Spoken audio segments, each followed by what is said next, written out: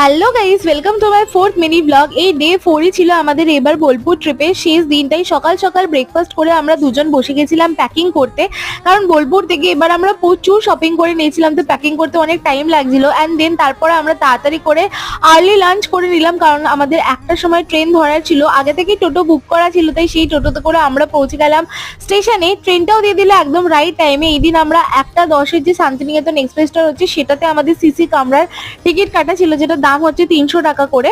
তো এখানে আমি আর সৌভিক মিলে ডিসাইড করছিলাম যে এরপরে আমরা কবে কোথায় ঘুরতে যাবো, সেই সমস্তটা ডিসাইড করছিলাম। আর ট্রেন জার্নি মানেই হচ্ছে প্রচুর খাওয়া দাওয়া, তাই বোলপুরের এখানে আমাদের এই ঝালমুড়িটা আর বর্ধমানের স্পেশাল মাটির খুঁড়ির চাটা খেতে তো আমার দুর্দান্ত লাগলো। তোমাদের কোনটা ফেভারিট খাবার ট্রেন জার্নিতে সেটা অবশ্যই আমাকে জানিও। অ্যান্ড তারপর আমরা রাইট টাইমে হাওড়াতে চলে এলাম।